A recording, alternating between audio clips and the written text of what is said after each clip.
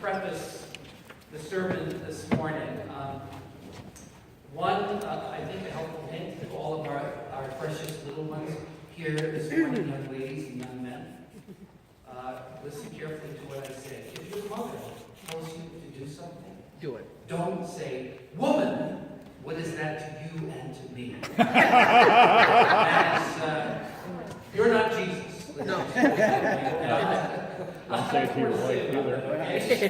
So, trust me, when I was a kid, I tried it.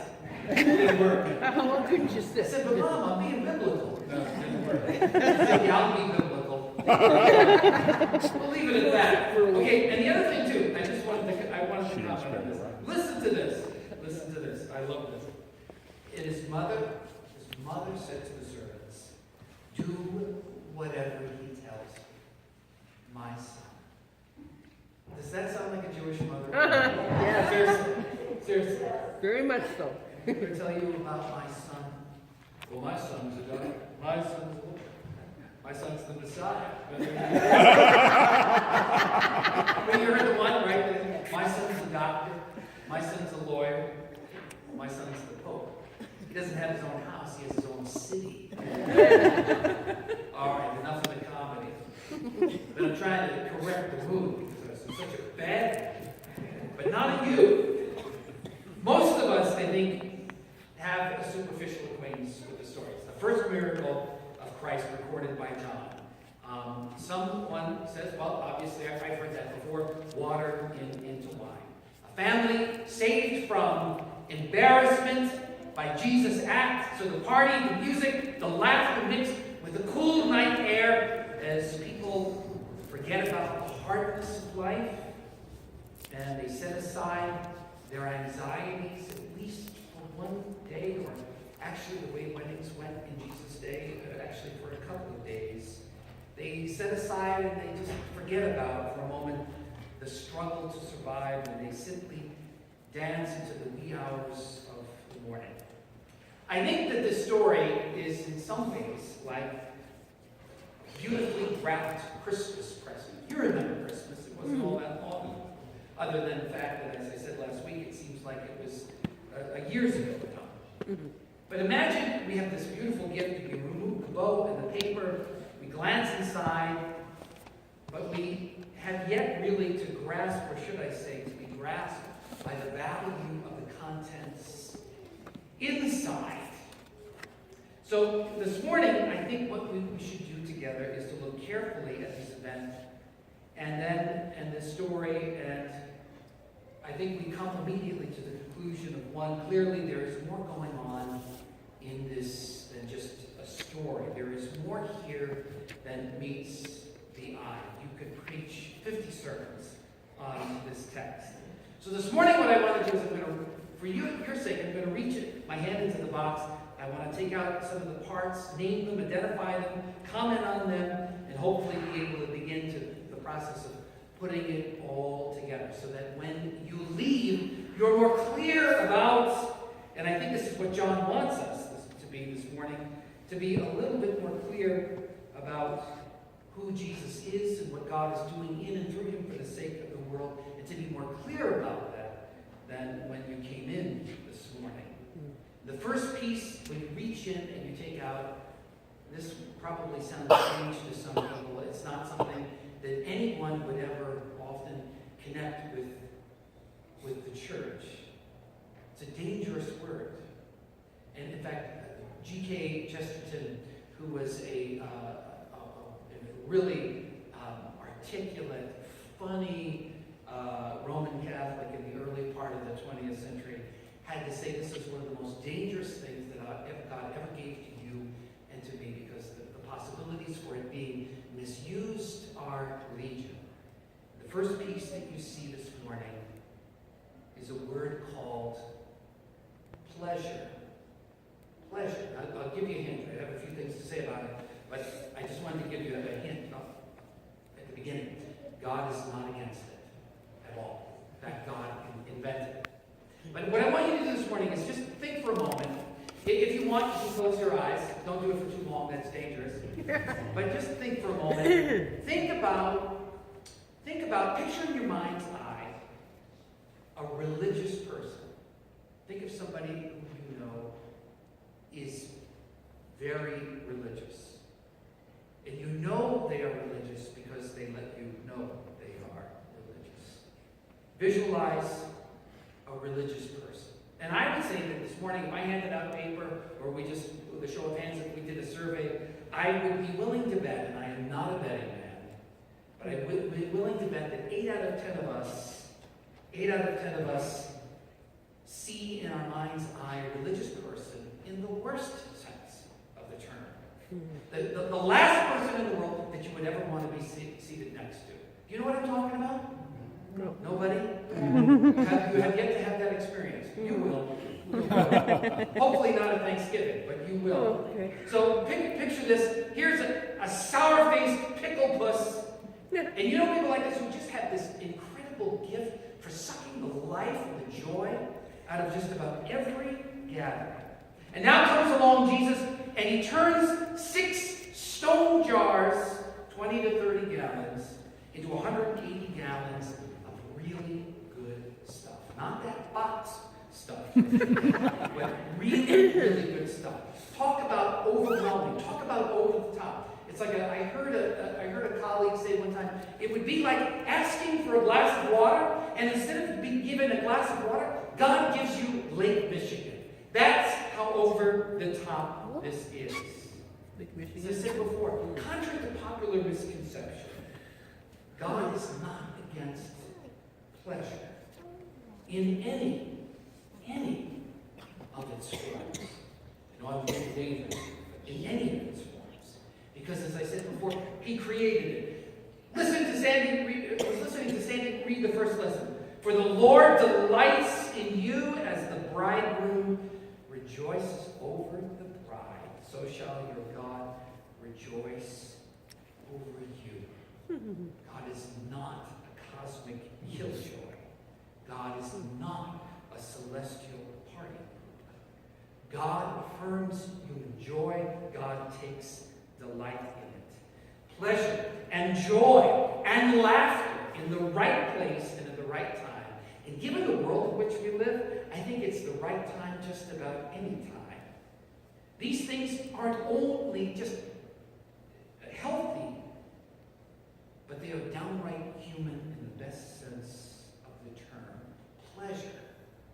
Now, the next piece is labeled power. Water into wine, and good wine at that. The words, all the words that go into the construction of John's gospel are not just the words of Jesus, and they're not just the words of the people who loved him, but they are also the words of people mixed in who wished to see him removed, wished to see him annihilated, and interestingly enough, in spite of all the things that his detractors ever said about him, and ultimately ended up doing to him, no one ever denies, not once does anyone ever deny that there is a power set loose in him. They offer another interpretation. He's possessed by the devil, but no one ever denies it. People in the ancient world, in a sense, were terrified of the gods. Gods were moody and unpredictable, and one never knew if Zeus was in a good mood or in a really bad mood. Maybe on one particular day for just an hour or so feeling especially merciful. But power in the hands of a temperamental tyrant who would just as soon want to lay waste to your life as look at you. In the hands of Jesus, this power was used only to bless, only to heal, only to build up, never to impress, never to show off. A power that was only expressed in the face of human need. That is what elicited those displays of power in every single instance. Power on the side of life. As he said, I came into the world ultimately not to suck the joy out of life like religious people. I came into the world that you would have life. Real life, the real thing. Quality life.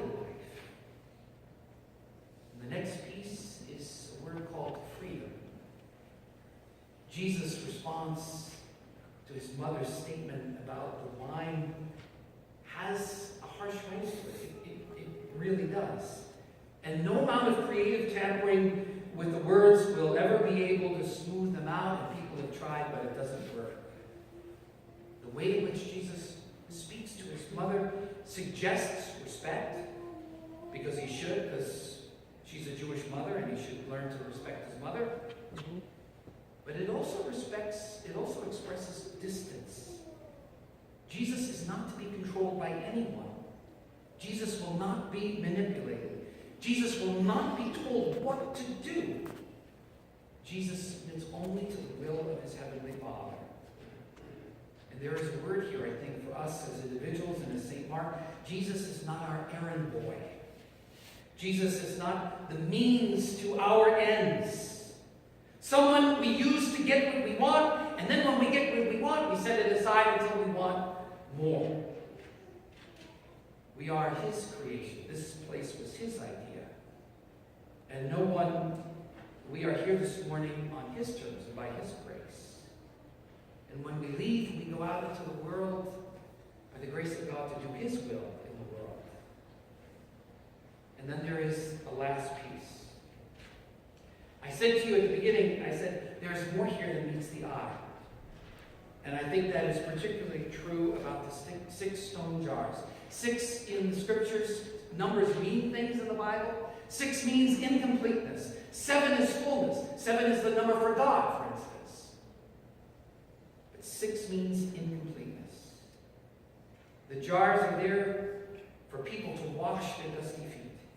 The jars are there for people to wash their hands in the explicit manner and detailed manner in which the law requires. A ritual of purification. We wash in order to get ready to meet God. And what Jesus is saying is, I'm the way that you meet God. I'm the one. And in me, God has come close. And whenever God gets close, things change, and people are changed, and people are transformed. Abram becomes Abraham. Sarai becomes Sarah. Jacob becomes Israel.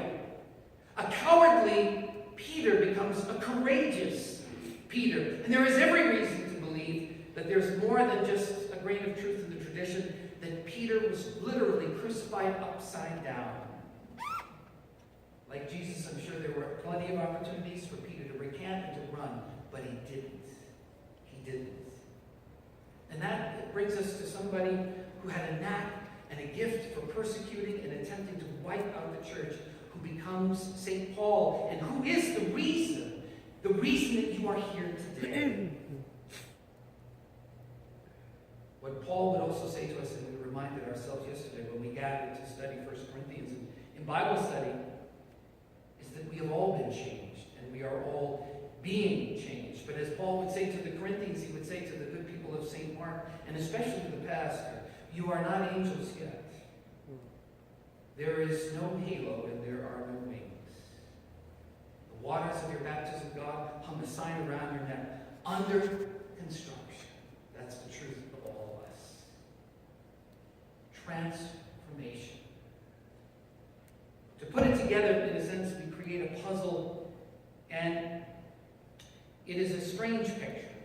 I think you don't see them as often as you used to, but there was a time when sometimes it'd be printed on a piece of paper, or it'd be on some kind of thing that you could put on your windowsill, or it would be a card, and it looked like just a hodgepodge of strange foreign letters. But if you looked at it the right way, and you moved it, if you looked at it from the right angle, in the midst of all those jumbled symbols you saw Jesus.